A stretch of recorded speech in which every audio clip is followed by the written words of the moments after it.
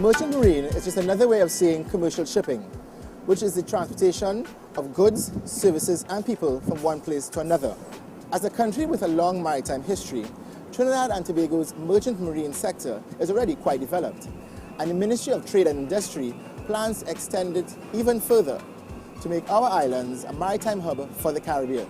Trinidad and Tobago has been called the hub of the Americas for good reason. Our strategic location between key trade routes linking North and South America, coupled with the fact that our islands are located outside of the hurricane belt, create ideal conditions for a merchant marine industry to thrive. Our domestic commercial maritime sector initially evolved from the mainstream energy sector, where there was a need for a strong maritime presence to support offshore exploration and drilling. But the industry also experienced parallel growth thanks to an active cargo and transshipment trade in which Trinidad and Tobago became the major hub for the business among the smaller islands of the region. This steady track record is providing industry stakeholders with a solid foundation on which to build a globally competitive maritime hub here. The sector's expansion approach is based on 5 key drivers: technology, service excellence, efficiency, innovation, and sustainability, all of which will set our maritime industry apart in its professionalism and competitiveness, especially in an environment with increased security requirements for both on- and offshore maritime operations. Trinidad and Tobago has all the components that go into making a successful maritime sector. We are ideally located to take advantage of existing shipping routes which are linked to all the principal markets. We have an active merchandise trade and a modern, efficient port structure. Supported by the industry's ability to offer an advanced regulatory structure, as well as competent staff that are skilled at a range of maritime services, the local merchant marine industry is well anchored.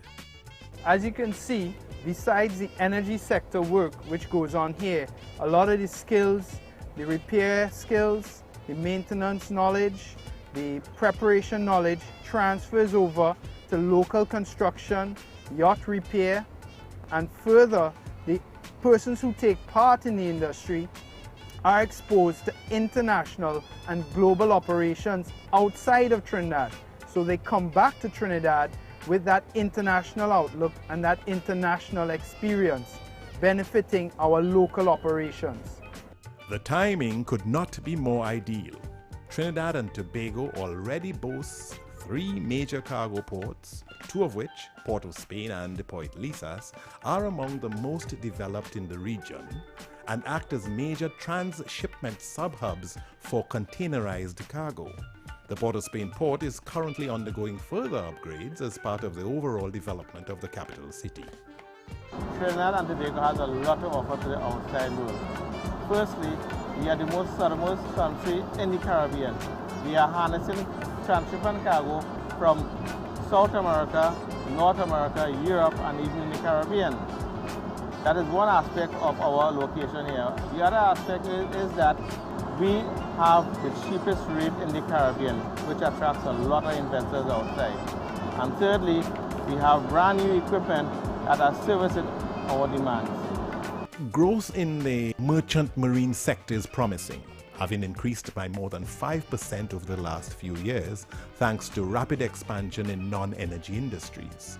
This sector is expected to increase the revenue of merchant marine an additional 12%. The energy sector is also quite active, a trend which is forecast to continue over the next 15 years. So merchant marine services are in high demand. That's true.